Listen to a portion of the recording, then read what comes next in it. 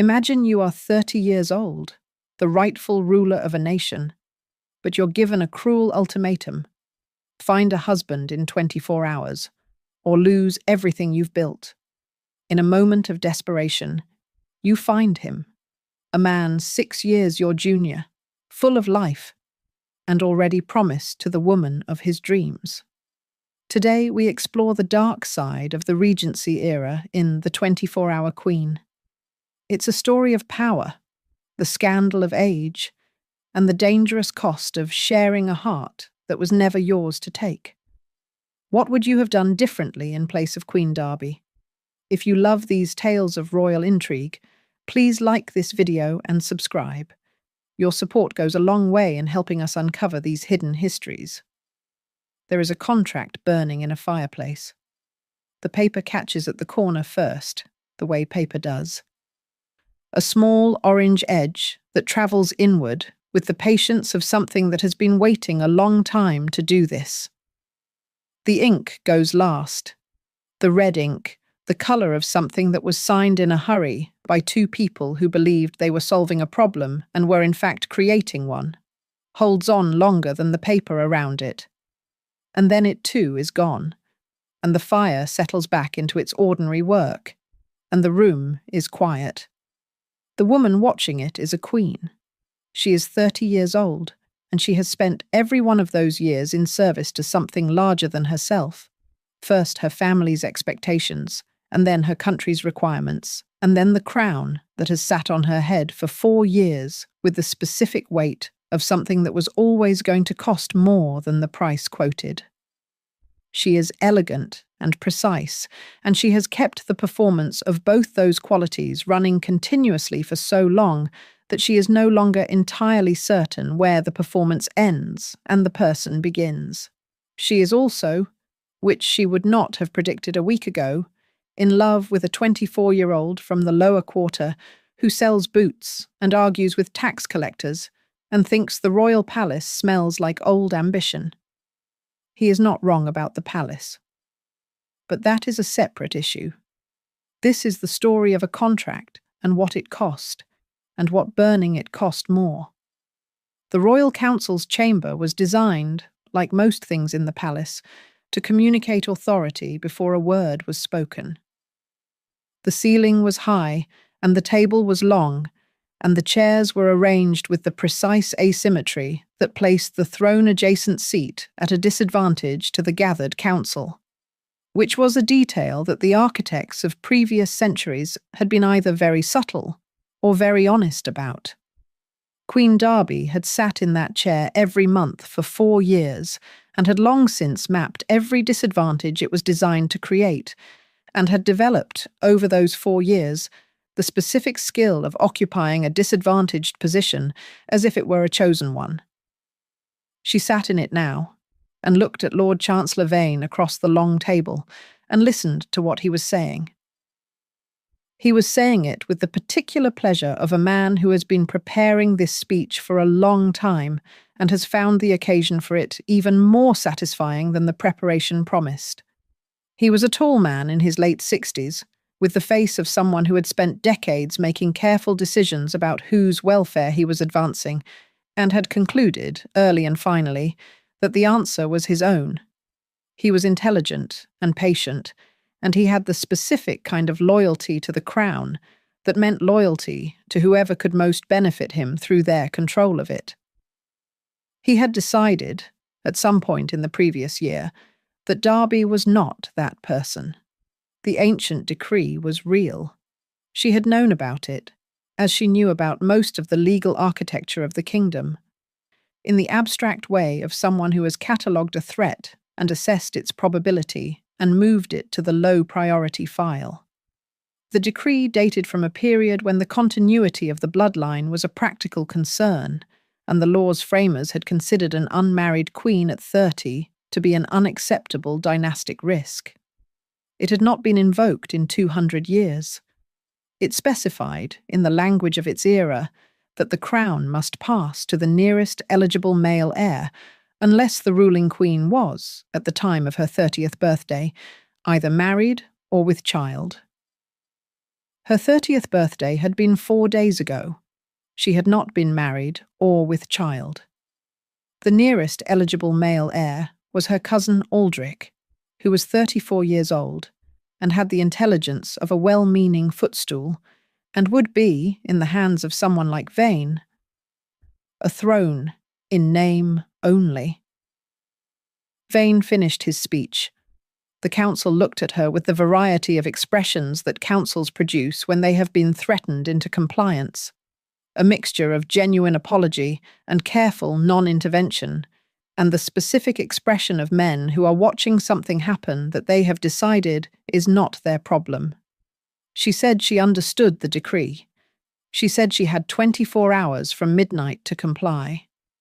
Vane said that was his reading, yes. She said she would need the council to excuse her. She said it in the tone that dismissed rather than requested, the tone she had spent 4 years building until it was structural. And the council excused itself with the habitual response of people who have been trained by the tone. Vane was the last to leave. He turned in the doorway with the expression of a man delivering a courteous check. He said he hoped she would find a suitable match. He said it with the warmth of a man who knew she would not. She looked at him. She said she appreciated his concern. She let the door close. She sat in the council chair for 4 minutes, which was the exact amount of time required to complete the analysis she had begun the moment the decree was read. She was not a woman who wasted time in emotions that were not currently actionable. The anger was present, and she set it to the side. The fear was present, and she set it to the side. What remained when both of those were managed was the problem, which was specific and bounded and had a 24-hour window, and specific bounded problems with time windows were the problems she was best at. She required a husband. She required one that Vane had not reached. She went to her study, and she worked through the list of the kingdom's eligible nobility with the systematic efficiency of someone solving a procurement problem, which was, stripped of its social dimensions, exactly what this was. She was looking for a man of sufficient rank that the marriage would satisfy the decree's requirements, of sufficient independence that he could not be readily coerced, and of sufficient willingness that he would say yes within the available window. The list was shorter than she had anticipated before she began, and by the time she had worked through it, she understood the scale of what Vane had done. He had been working for longer than 4 days. He had been working for months. Every man on the list had either a position dependent on Vane's goodwill or a secret that Vane's network had acquired and could deploy, and the ones who had neither had been identified and approached and had received private communications that she could not see but could deduce from the patterns of their recent social behavior. The door had been closed on every available room, one by one, with the patient thoroughness of a man who had been building a wall for a long time and had finished it. She sat with the empty list and the clock at 10 minutes past midnight, and she thought about what was left. What was left was outside the list. The decree specified that she must be married. It did not specify to whom. The framers of the decree had assumed, in the way that people of previous centuries assumed, that the universe of eligible husbands was the universe of eligible nobility, because the universe of anything in that era began and ended at the gates of the aristocracy. The decree did not say nobleman. Darby looked at the clock. She put on the dark cloak that she kept in the study's back closet for the occasions when the palace's geography became too observed and she needed to move through the city without the city knowing she was moving. She had used it 4 times in 4 years. She put it on with the efficiency of someone who does not waste motion, and she went out through the servants' corridor. She had 4 hours before the city's lower quarters became unsafe for a woman alone. She had, therefore, 4 hours. The lower quarter at midnight was what it always was, which was alive in ways that the upper city was not alive at this hour. the alehouses and the late markets and the trade that happened in the city's darker commercial registers. She moved through it with the specific skill of someone who had, as a girl, before the crown and before the performance, spent enough time in her city's real geography to understand how to occupy it without becoming its victim. She was looking for someone Vane had not reached, which meant she was looking for someone outside the network, someone whose independence was structural rather than chosen, someone who existed below the altitude at which Vane operated. She was on the 3rd Street of the market quarter when she heard the argument. The tax collector was a small man with a large ledger and the entitled manner of someone whose authority is borrowed rather than inherent, and he was at the door of a boot shop with 2 men behind him who were there to provide the physical dimension of his argument. The shop's owner was in the doorway, which he was filling in the specific way of someone who has decided that his threshold is the relevant boundary, and he is not moving back from it. She stopped. He was young. Not remarkably so, but the difference between 24 and the tax collector's middle age was visible in the quality of the confrontation, the young man's energy leaning forward against the collector's practiced withdrawal into legal position. He was dark-haired and broad-shouldered, and he was arguing with the specific precision of someone who knows the law well enough to contest it, rather than the vague indignation of someone arguing from emotion. He was also, she registered with the practical part of her that was still running assessments, even at this hour, remarkably handsome, which was not a qualification she had placed on her requirements, but was not irrelevant to what the public dimension of the arrangement would require. She listened. He knew the tax code, not theoretically, not from books, but in the practical working way of someone who had been navigating it for years, knowing which provisions could be contested and which fees were discretionary, and which of the collector's claims were within his authority and which were slightly over its edge. The collector left with less than he had arrived for. The shop owner watched him go and then became aware of being watched himself. He looked at her. She was in the dark cloak, and she was aware that she was a woman in a dark cloak on a market street at midnight, which was not a set of circumstances that communicated entirely benign intentions, and she saw him make that calculation and adjust his posture accordingly. She said he had handled that well. He said he had been handling it for 3 years, and he was tired of it. She said she would like to discuss something with him. He said it was late. She said she was aware of that. He looked at her for a moment. He had the direct look of someone who had not been trained in the performance of politeness, and therefore looked at people with whatever level of attention he actually felt was warranted, which was, she found, disconcerting in the specific way of something you weren't accustomed to. He said 5 minutes. She said she would try to be brief. She was not brief. She could not be brief with something this large. She told him who she was first, because the rest of it required that foundation, and she watched his face during the telling with the attention she gave to all significant information exchanges. He did not believe her immediately. Then she produced the seal that she wore on the inner pocket of the cloak, the small personal seal that was not the Crown's official instrument, but was unmistakably hers, and he looked at it and believed her, and then went through the secondary adjustment of someone who has believed something that requires the reconfiguration of the entire context of the last 10 minutes. She told him about the decree and about Vane and about the 24 hours. She told him what she was offering. King Consort was a title with less formal power than its sound implied, but more practical weight than most people understood. And she laid out the specifics with the precision of someone who had been in the council room and knew the legal architecture. Title, property, income, access. The life that the arrangement provided was, materially, vastly better than the life he currently occupied. He listened. When she finished, The street was quiet between them. He said no. She said, "She beg your pardon." He said no. He said it in the flat tone of someone who has given a clear answer and does not see why a second version should be required. She said she did not think he had understood the scope of what she was offering. He said he understood it. He said he had a life. He said he had a shop and a neighborhood and people he cared about, and that a palace was not an upgrade on any of those things. It was a replacement.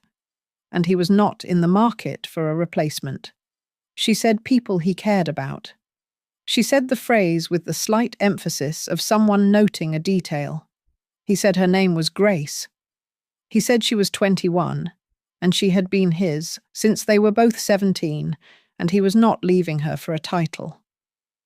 Darby stood on the market street with the clock running and looked at this man who had just refused the crown with less ceremony than she would have expected from someone refusing a cup of tea. And she did something that she had not done often in 4 years of managing a kingdom. She reconfigured. The nobility had been closed. The decree had a gap. The gap could be approached differently if the refusal was not about the offer, but about the cost of the offer. She was a queen. She was a lawyer. She was a woman with a very limited window and an opponent who had spent months building walls. She said there might be a version of this that was different from the version she had described. He said he was listening, but his expression said he was skeptical, which was the correct expression for a man in his position at this point in a conversation. She said, "What if the marriage was the public arrangement and the private arrangement was different?" He said, "What did different mean?" She said it meant he kept Grace. The street was very quiet. He said she was a queen. She said yes. He said she was seriously proposing.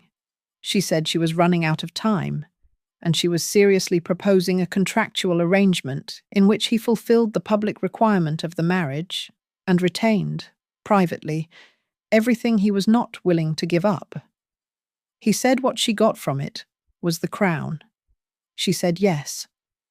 He said what he got from it was Grace and a title he didn't want.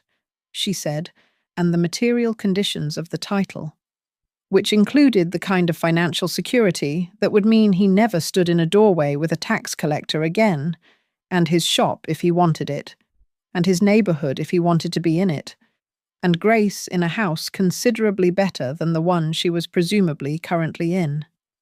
She said with the money that came with the title, he could give Grace a better life than he could give her from a boot shop. She said it knowing it was the right lever. She saw it land. He was quiet for a long time. The street made its small noises around them. He said what happened when Vane found out. She said he wouldn't find out if the contract's conditions were kept. He said what happened if they weren't. She said the contract would specify the consequences. She said she believed in clear terms. He said he wanted to read it before he signed anything. She said she would have it drawn by morning. He said, and Grace. She said Grace would be provided for, privately, according to the terms they agreed. He was quiet for another moment. He said he needed to be clear about one thing. She said, "Go ahead." He said his heart was not part of this. He said he would stand at the altar, and he would wear the title, and he would sit at the banquets, and he would do all of it correctly, and he was prepared to do it correctly. But what he felt, and who he gave that to, was his, and not covered by any contract. She looked at him. She said she understood the terms. She said she would send a carriage at 4. He said he would be ready. She walked back through the lower quarter and through the servants' corridor and into the palace. And she sat in her study and she drafted the contract herself. Because the contract was the thing that needed to be exactly right, and she did not trust exactly right to anyone else. She drafted it with the precision of a queen and the ruthlessness of a woman who was saving her crown, and the small, terrible caveat of someone who had looked at a man in a doorway for 20 minutes and was filing away something she was not currently naming. The wedding was at 6 in the morning. The palace's chapel at 6 in the morning had a different quality than it had at any other hour. The light coming through the east window at the angle of a new day rather than the ceremonial angles of a formal afternoon. And the light was, if you were attending to it, beautiful. Nobody in the chapel was attending to it, because the chapel was full of the specific tensions of an event that had been assembled in less than 6 hours, and that was sending visible shockwaves through the social order of everyone present. The nobility of the council had been required to attend. They attended with the expressions of people who have been required to witness something they would have preferred to avoid, seated in the chapel pews with their correctly arranged faces, not quite managing to entirely cover the calculations happening behind them. Lord Chancellor Vane was in the front pew. He was looking at Felix. Felix was standing at the altar in clothes that had been found for him in approximately 90 minutes, which was not long enough to be perfect, but had been long enough to be adequate. And adequate on his particular frame. And face was more than adequate would have been on a man less physically equipped for public observation. He stood in the chapel with the posture of a man who does not know the protocol and has decided to respond to that ignorance with a straightforward presence, rather than a performed approximation of protocol, which was, Darby noted from 6 feet away, considerably more effective than performed approximation would have been. He looked at her when she came down the aisle. Not the ceremonial look, not the arranged expression of a groom performing the moment. A direct look, assessing, the same look he had given her on the street, the look that evaluated without performing the evaluation. She met it and did not look away, and the vows were exchanged in the way that vows are sometimes exchanged when the two people saying them both understand exactly what they are and are not promising, which gave the ceremony a quality of honesty that formal weddings, in her experience, rarely had. Vane looked at the marriage certificate with the expression of a man running calculations at speed. She looked at Vane while Felix signed the certificate beside her. She said with her eyes what she did not need to say aloud, which was that the law had been followed and the decree had been met, and whatever he did next would need to be done on different ground. Felix signed his name with the quick confidence of someone who does not perform the act of signing. The chapel bells rang. The wedding night was not what the palace expected. The palace expected what wedding nights were, the social performance of beginning, the new husband and the queen in the royal apartments, the household arranged around the occasion. The household had arranged itself accordingly. Felix produced his copy of the contract at 9 in the evening. He had read it. He had read it with more attention than she had credited him with when she drafted it, and he had identified the specific provision regarding his private arrangements, and he had looked at her with the direct look and said he believed he was entitled to take his leave. She said the household would notice. He said the servants' tunnel was, he had been told, discreet. She said she had told him about the servants' tunnel for the purpose of the arrangement's security, not as a personal invitation to use it the first evening. He said he was aware of her intention. He said the contract didn't specify evenings. She looked at him. He looked at her. She said, "Go then." He went. She sat in the royal bedroom, which was the largest room in the palace, and which had been arranged with the flowers and the linens of a wedding night, and she listened to the clock. The clock was very loud. She was aware of being alone in a way that was different from the alone she had been before, because the before alone had been chosen, had been the result of a life arranged around the crown and its requirements, and the gradual clearing away of everything that the crown did not need. This alone had a shape to it, a specific and located shape.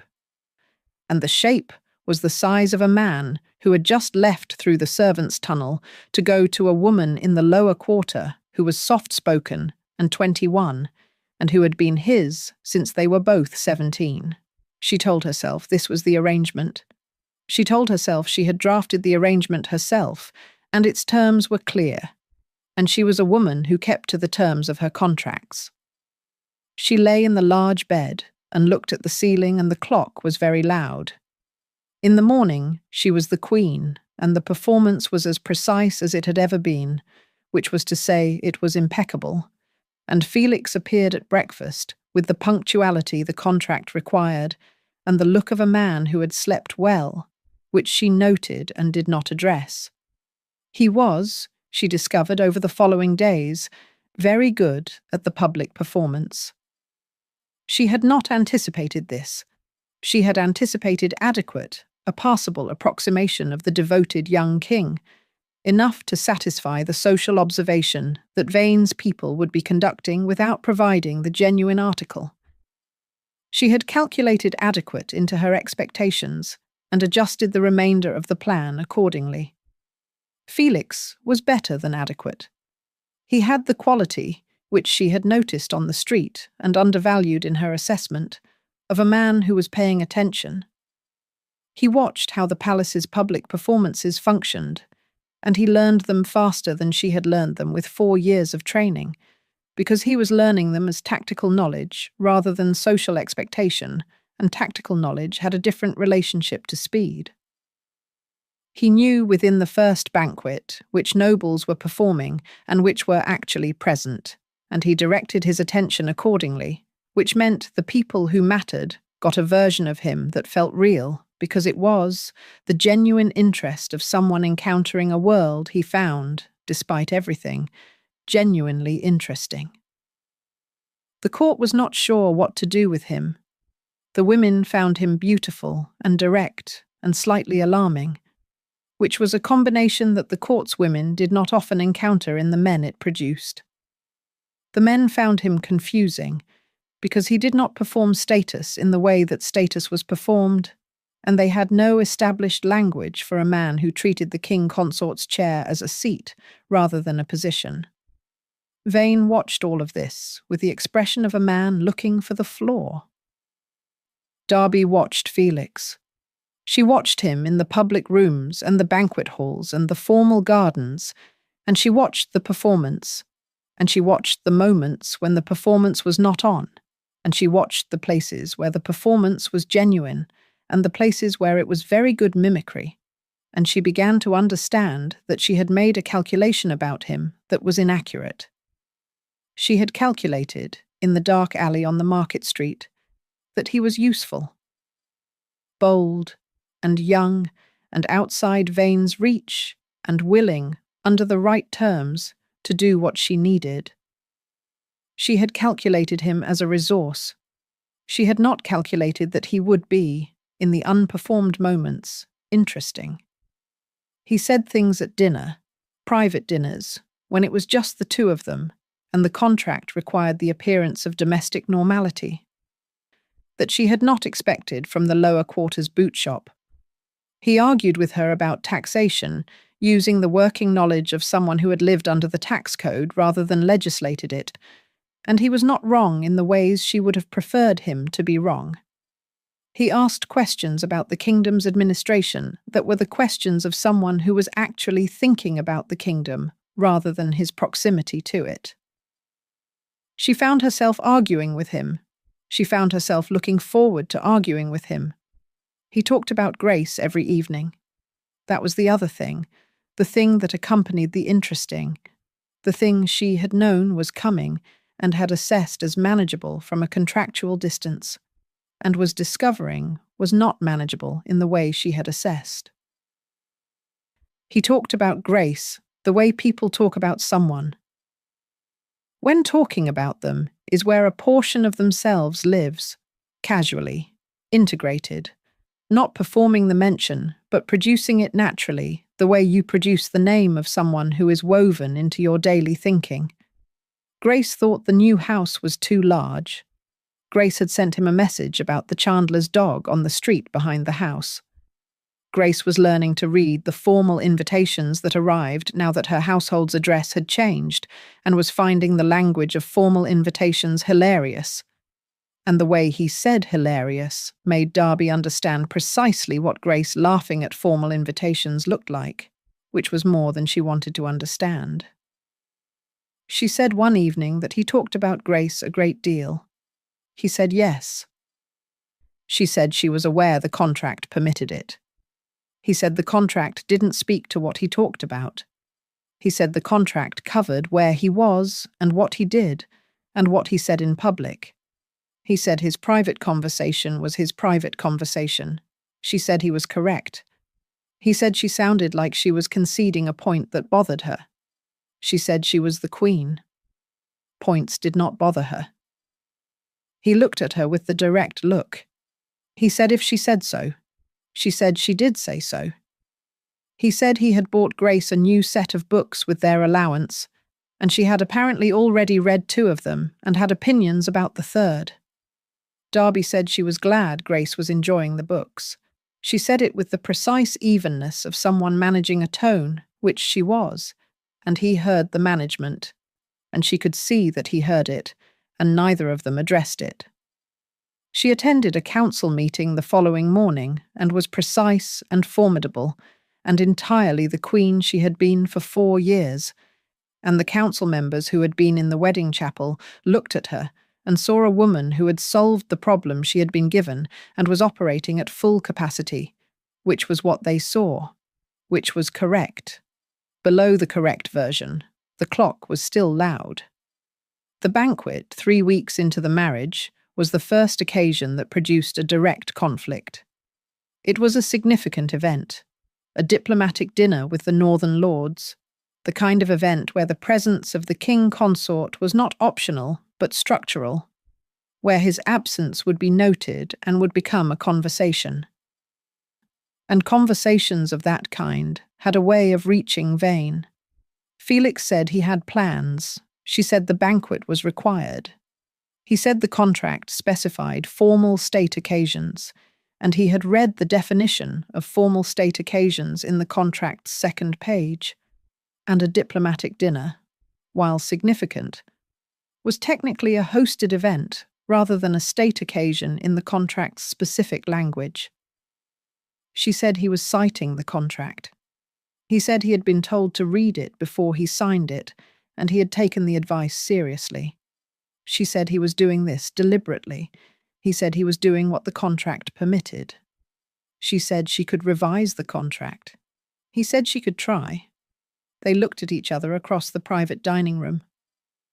He said with the specific mildness of someone delivering a precise point that her heart wasn't part of the dowry, and neither was his schedule beyond the agreed terms, and he believed she had said she understood the terms when they made the agreement.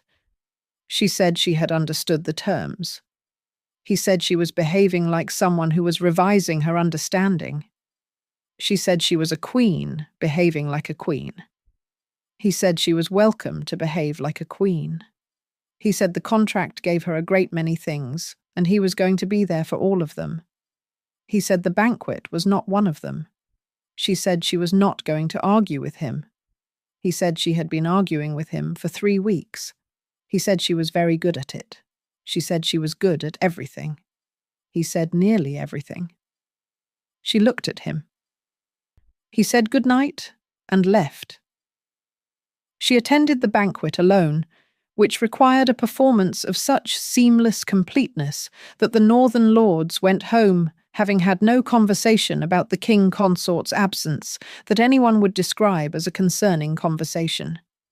She was magnificent, and she was precise, and she was entirely, comprehensively alone in the middle of the magnificence, and the clock in her chest, the one that had been running since the first night in the large bed, was louder than it had been. She followed him. She told herself she was conducting a security assessment, which was a lie she gave herself with the full knowledge that it was a lie, which was worse than simply lying, but the truth was not a thing she was ready to look at directly. The carriage let her out 2 streets from the address, and she walked the 2 streets in the dark cloak, and she found the house, which was the address she had in her files, because she had the addresses of everyone connected to her household in her files. And it was a good house, the house the allowance had provided. The kind of house that would have seemed unimaginably good from the boot shop's altitude, and that she had provided without thinking about what it meant to provide it. The window was lit. She stood in the street, and she looked through the window, and she told herself she was leaving in 30 seconds, and that was 30 more seconds than she should have given herself. Felix was at the table. Grace was beside him, not across from him, beside him, in the way of people who have a long habit of proximity, her shoulder against his arm, looking at something on the table between them. Probably the books, probably her opinions about the third one. He was looking at her with the quality of attention she had catalogued and misidentified in the first weeks, looking at her and saying something, and the something made her laugh, and the laugh made him smile. And the smile was the one she had not seen in the palace. Not the public smile, not the performance, the one underneath it, the unmanaged one, the one that belonged to the person rather than the position. Darby stood in the street and looked at what she had purchased. She had purchased the marriage, which had saved the crown. She had purchased the allowance, which had purchased the house, which was where the man she had married was sitting at a table with a woman he loved, showing her the smile that Darby had looked at for 3 weeks in their private dinners and not once seen. She turned and walked back to the carriage. She sat in the carriage, and she did not perform anything because there was no one to perform for. And the thing she had been filing under assessments and management and practical operations was present in the carriage with her without any of those frameworks to keep it at a distance. And it was considerable. She had a kingdom. She had a contract. She had saved everything she had spent her life building, the crown and its weight and its work, and the kingdom that the crown existed to serve. She was the most powerful woman in the country, and she had just stood in a street and looked through a window and felt more outranked than she had felt in the council chamber, with Vane's speech going on, and her options closing one by one. She told herself this was chemistry, proximity and the performance of intimacy required by the arrangement and the natural response of a person who had been isolated by the crown for 4 years to the first person who had looked at her without the crown in the way. She told herself this for 3 days. Then she had Grace appointed as a lady-in-waiting. She drafted the appointment with the same precision she gave everything, and she was aware, while drafting it, of exactly what she was doing. It was not a kind thing. It was not the act of a woman who was operating from her better qualities. It was the act of a woman who had identified that the variable she could not control was a woman in a house 2 streets from a dropped-off carriage, and who had decided that the most reliable way to manage a variable was proximity. She told herself it was strategic. She sent the appointment.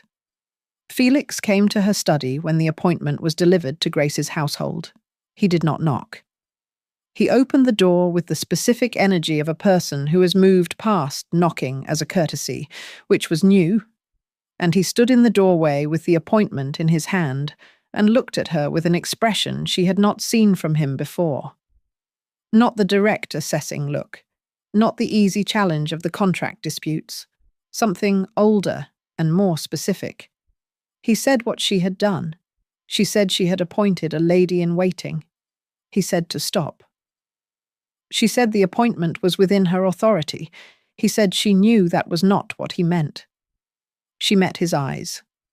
She said she was the queen, and the household appointments were entirely within her purview, and she had identified a young woman of good character and suitable temperament. He said her name. Not my queen. Not the formal register. Just her name. Darby. The first time she had heard her name from him without its title. She looked at him. He said what was she doing? She said managing her household. He said look at her. She said she was looking at him. He said no. He said she was performing at him, and there was a difference, and she knew there was a difference. The study was quiet. It was afternoon, and the light was the south-facing afternoon light that was her best light in the palace. The one she had arranged her study around years ago, and it was falling on the desk and on the appointment and on the man in the doorway who had just said her name. She said she was managing a variable. He said, a variable. She said the contract had conditions regarding discretion, and the conditions required active management. He said Grace was a variable requiring active management. She said she did not have unlimited time to explain her security architecture. He crossed the room, not slowly, the quick movement of someone who has decided to close a distance. He stopped 2 feet from the desk, and she stood her ground behind it because the desk was her territory, and she was not ceding territory in her own study. He said she had brought Grace into the palace because she couldn't stand that she was outside it. She said that was. He said say it was strategy. She said it was. He said then she was the best strategist he'd met, and also the worst liar.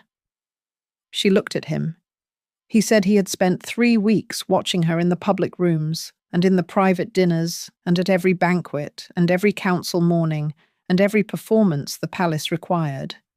And he had watched a woman who was extraordinary at all of it, better than anyone he had seen at the things she did. And he had watched her do it alone, and he had watched what the alone cost in the moments between the performances. He said he had also watched her hear him talk about Grace every evening, and he had watched what that cost. And he was not, he wanted to be clear, proud of watching it. But he had watched it. She said he had done it deliberately. He said yes. She said why. He was quiet for a moment. He said he had wanted to see if she would say something. She said, and she hadn't. He said she hadn't. She said because the contract. He said he was aware of what the contract said.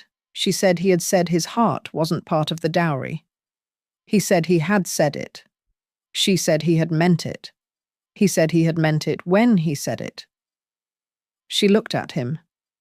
She said, what did that mean?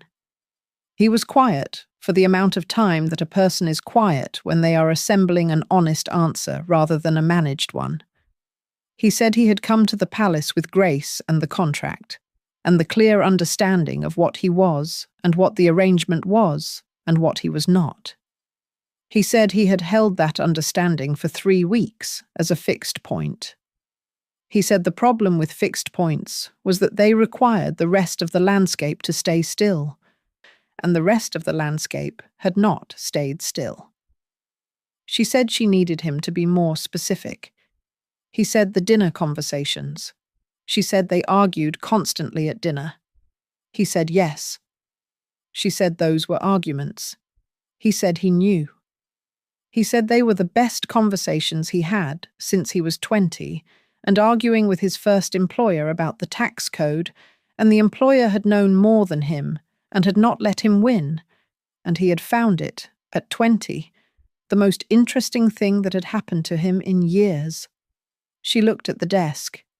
He said she had the best mind he had encountered, which was a sentence he had not expected to say about a queen in a palace, and which he was aware was not a romantic declaration in the traditional register, but was the truest thing he could offer her, which was worth something. She said it was worth something. He said, and. She looked at the window.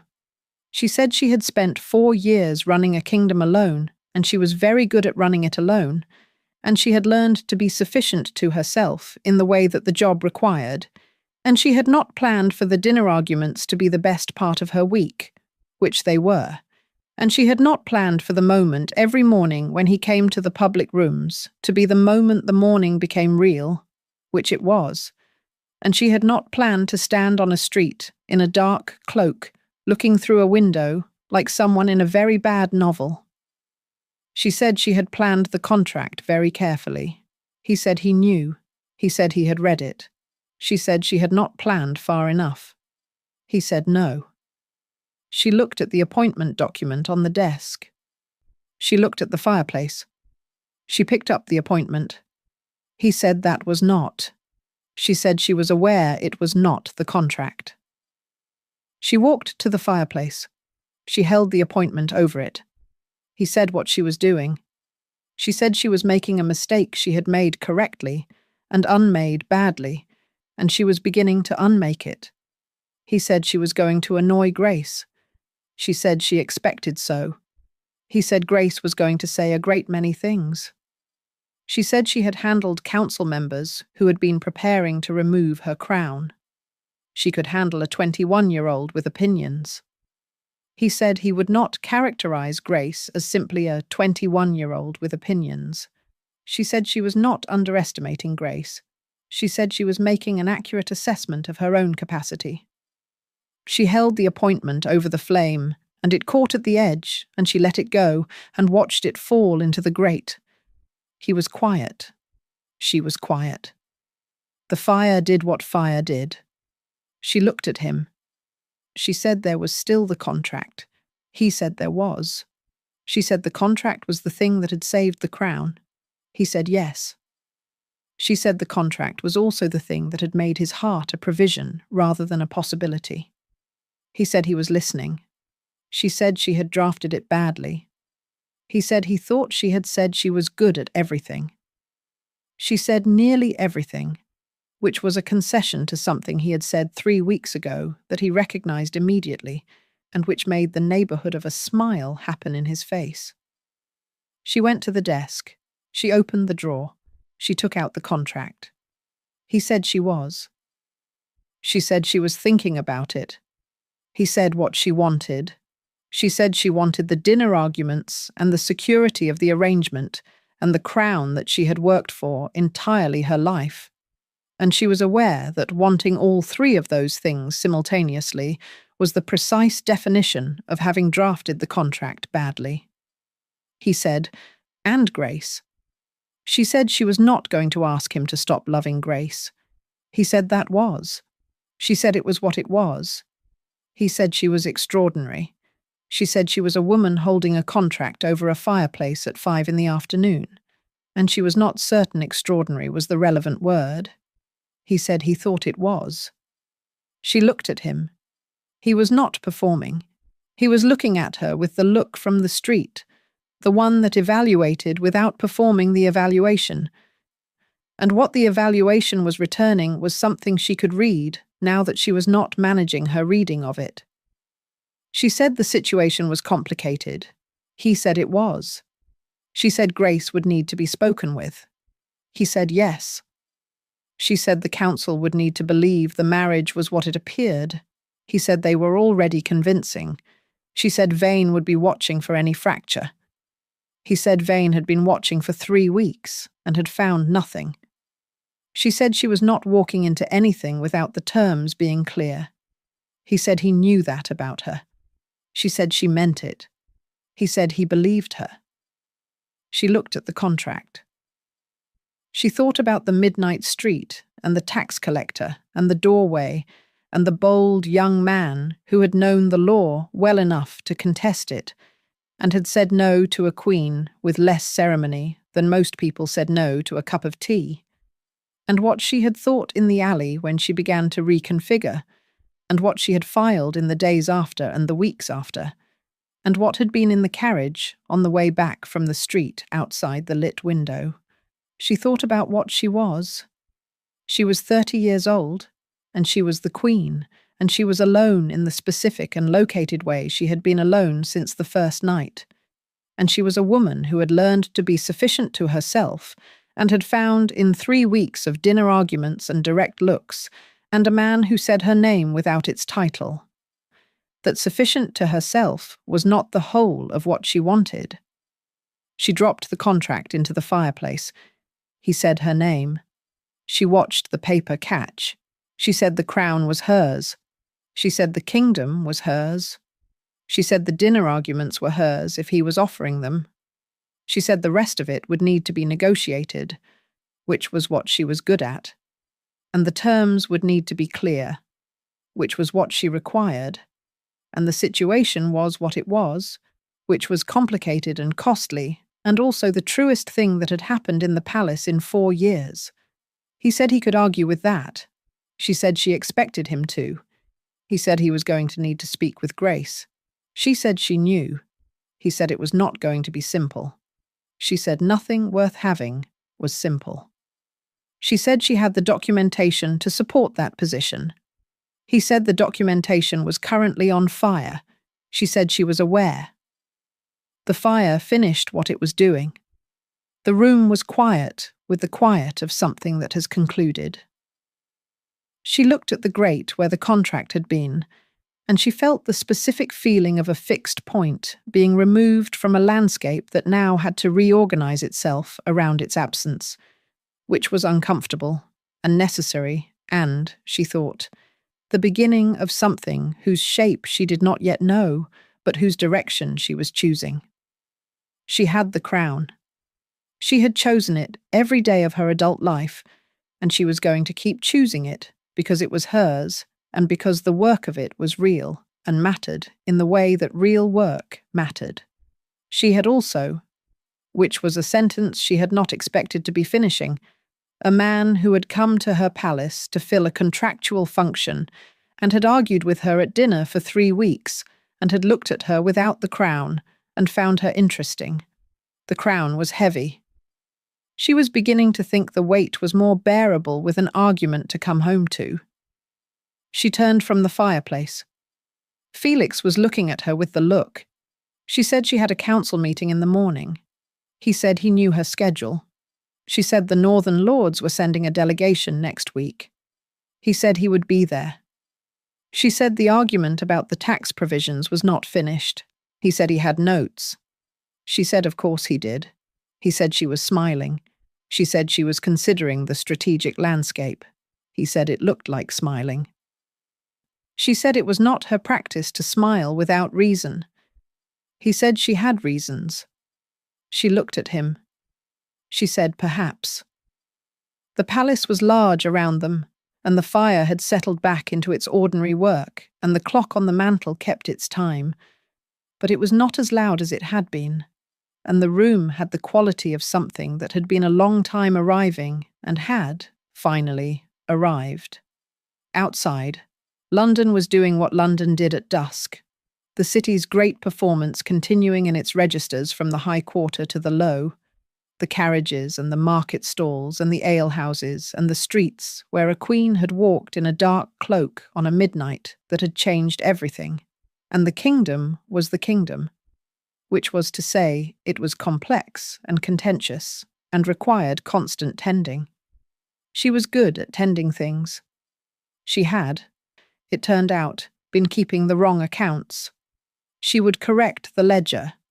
She was, after all, extraordinarily good at nearly everything.